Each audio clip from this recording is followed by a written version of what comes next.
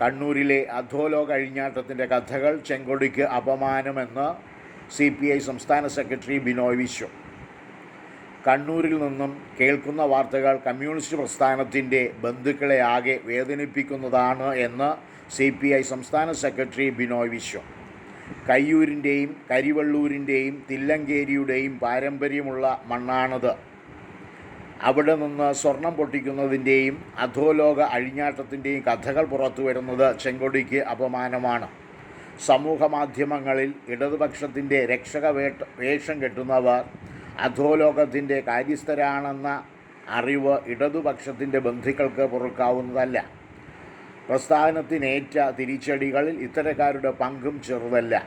ഇടതുപക്ഷം അതിൻ്റെ പ്രഖ്യാപിത ലക്ഷ്യങ്ങൾ മറന്നുവോ എന്ന് ചിന്തിക്കാൻ ജനങ്ങളെ പ്രേരിപ്പിക്കുന്നത് ഈ കൂട്ടരാണ്. അവരിൽ നിന്ന് ബോധപൂർവം അകൽച്ച പാലിച്ചുകൊണ്ടേ ഇടതുപക്ഷത്തിന് ജനവിശ്വാസം വീണ്ടെടുത്ത് മുന്നേറാനാകൂ.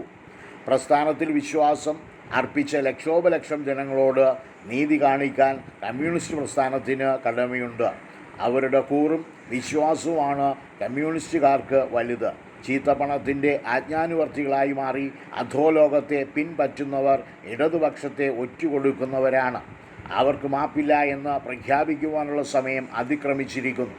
ജനങ്ങളുടെ വിചാരവികാരങ്ങളെയും വിശ്വാസങ്ങളെയും CPI മാനിക്കുമെന്ന് CPI സംസ്ഥാന സെക്രട്ടറി ബിനോയ് വിശ്വം പറഞ്ഞു.